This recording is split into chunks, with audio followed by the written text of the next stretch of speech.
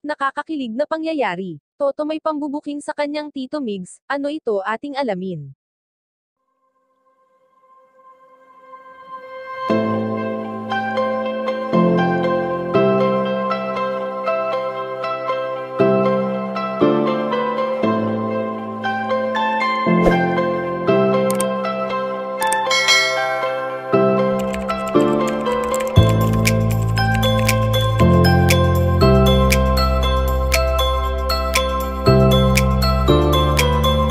Isa nga sa lubos na hinahangaan ngayon ng karamihan kay Bunso Migs Malino, ay ang pagiging mabuting anak, kapatid, tito at higit sa lahat ay ang pagiging lolo nito sa kanyang kauna-unahang apo na si Baby Chaos.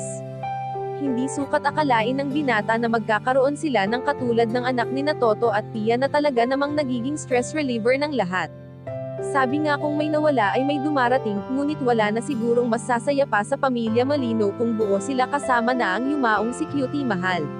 Sa bawat araw na nagdaraan sa buhay ni Bunso Migs Malino ay mas lalo niya itong pinapahalagahan, dahil ang bawat oras, araw at buwan na lumilipas ay sobrang halaga sa kanya, kaya naman sa tuwing nagkakasama-sama sila ay talagang sinusulit nila ang bawat sandali na sila ay magkakasama pa.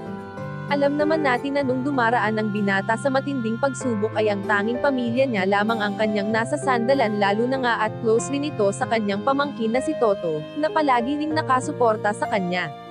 Kaya naman ayon sa aming impormasyon na nakalap na may pambubuking si Toto patungkol sa kanyang Tito Migs, at ito ay ang ginawang disenyo ni Bunso Migs Malino na may letter M na kung ating iisipin ay para sa kanyang prinsesa. Dahil ang pagmamahal na binibigay ng binata sa yumaong komedyante ay walang hanggan. Kayo mga kachika, anong masasabi nyo dito? Please leave the comment and don't forget to subscribe.